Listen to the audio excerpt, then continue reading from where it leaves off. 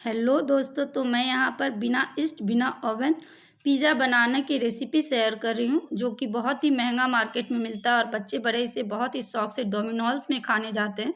तो यह सब जगह नहीं मिलता है और सब घरों में नहीं बाहर ही खाना खाया जाता, तो घर पे भी आसानी से बना सकते हैं। तो इसे बनाने के लिए 2 कटोरी मैदा लिया है, बेकिंग सोडा, बेकिंग पाउडर, उसके बाद मैंने थोड़ा-सा चीनी और थोड़ा-सा नमक, इन सभी चीज़ों का यूज़ किया है। तो मेज़र के हिसाब से मैंने यहाँ पे मेंशन कर दिया है। तो आप इसी तरह यहाँ पे बना सकती हैं देखकर। और 1 कटोरी दही मैंने यहाँ पे यूज़ किया है। इन सभी चीज़ों को अच्छी तरह से मिलाकर और दही से ही इस डो को बनाना है।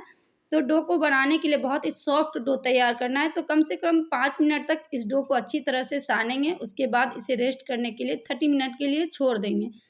उसके बाद हम यहाँ पर निकाल कर इसे फिर पिज़्ज़ा बनाना है। तो इसके बेस बनाने के लिए मैंने इसे 4 भागों में डिवाइड किया है। तो आप चाहे तो इसे 3 भागों में भी डिवाइड कर सकते हैं, क्योंकि बड़े-बड़े बनाने हैं। मैंने यहाँ पे टिफ़िन के ढक्कन से बनाया है, तो उसी हिसाब से बनाया है। आप शेप देने के लिए मैंने यहाँ पे टिफ़िन के ढक्कन का यूज़ किया है। तो पहले इसे गोल लोई बनाने के बाद मैंने इसे बेला है। बेलने के बाद इसे टिफ़िन से कट कर लिया है और फ़ोर्क वाला जो चम्मच आता है, उसी से मैंने इसे फ़ोर्क कर लिया है। इससे बहुत ही सॉफ्ट बनकर तैयार होगा। और यह मैंने यहाँ पे तवे पे बटर पेपर का यूज़ किया। आप चाहे तो थोड़ा-सा तेल ग्रीस कर सकते हैं, जिससे कि ये चिपकेंगे नहीं। तो ये देखिए पिज़्ज़ा बेस मैंने किस तरह तैयार किए हैं। इसी तरह बेलकर सभी बेस को मैंने पहले ही तैयार कर लिया है। उसके बाद एक साथ ही सेका। आप चाहे तो अलग-अलग बेलकर उसके बाद इसे सेक सकते हैं। तो इसे से बनाना बहुत ही आसानी है और बना सकते हैं घरों में। तो ये मैं यहाँ पे इसे सेक रही हूँ। तो जिस तरह मैं यहाँ पे बटर पेपर लगाकर बना रही हूँ, उस तरह भी बना सकते हैं और तेल लगाकर भी। मैंने तो दोनों प्रोसेस आपको बता दिया है।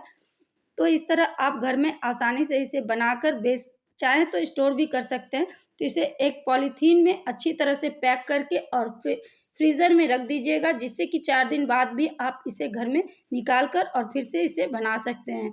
जैसा कि मार्केट में मिलता है कि 2-3 दिन बाद भी बना हुआ रहता है, तो बहुत ही ताज़ा रहता है।